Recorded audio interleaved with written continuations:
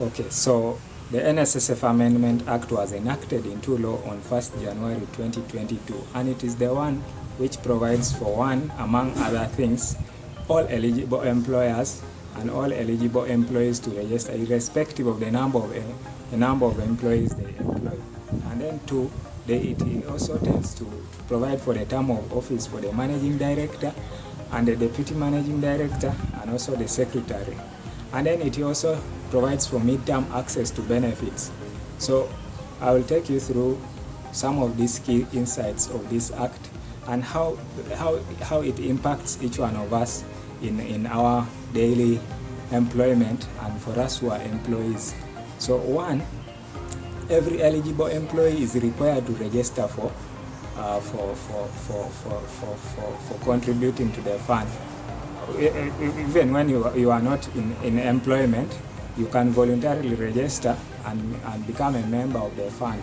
And every employer is required to register with the fund and make contributions regularly, irrespective of the number of employees you employ. And then there is a concept of midterm access to benefits. Midterm access has been provided in two ways: for people without disability and two, for people with disability.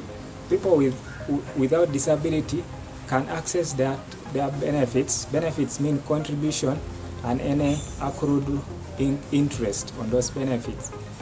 So if you hit an age of 45 years and you have contributed with the fund for 10 or more years, you can be eligible to access not more than 20% of your benefits.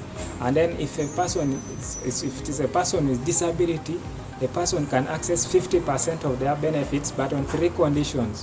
One is that you have made 40 years of age, you've been contributing with the fund for 10 or more years. Yes, and of course, if you're a person with disability, you can be able to access 50% of those funds. And then investment. The Act also has been amended to provide for investment of all the funds which are not being utilized for the operation of the fund, including all those funds in the reserve fund. And then the Act has also provided for specific kinds of people to be able to access their funds even before they hit the required age. One is an immigrant, someone who leaves the country permanently to another country, can be given access to a full balance of his funds with the NSSF and will not be required to wait for that age of 45 years and above to access, let's say, 20%. Yes, so and then a person whose employment ceases shall be able to access, ceases, who is in accepted employment. You can as well look out for the meaning of accepted employment for purposes of the NSSF Act. So if a person whose employment ceases for people in accepted employment, they can be able to access a full balance of their funds. And then if a member of the fund, if a member's account with the fund is closed, they can be able and they don't have any beneficiary to those funds, and the NSSF keeps the balance with them for some time, those funds will be transferred to the reserve fund and they will be vested to the Minister of Finance for purposes for future use. Yes, and then the term of office for the managing director. First, the Act says that the managing director is a person who shall be appointed by the Minister of Finance upon recommendation by the board, and shall be eligible to serve for a term of only 5 years, and is capable of reappointment for a further one more term.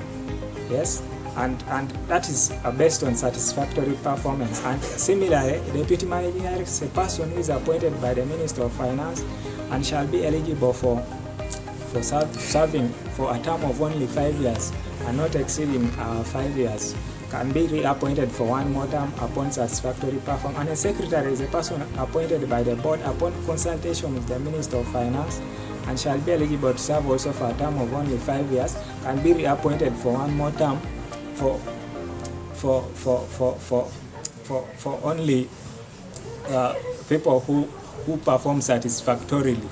So those are key insights about the NSSF Amendment Act.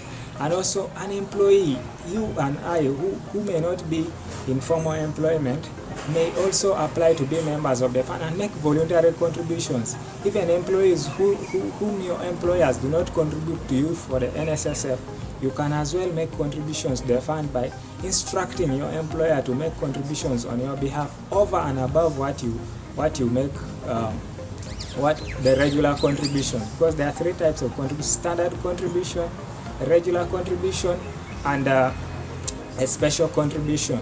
Yes. So an additional contribution can be made by you by instructing your employer, and if you instruct your employer and they deduct money from your wages, they can remit it to the fund. And if they fail to remit it to the fund, they pay a fine of 50% of the amount outstanding, and that has not been remitted to the fund during that period. And thank you for watching this video. Subscribe to this channel and continue liking and sharing this video. Thank you.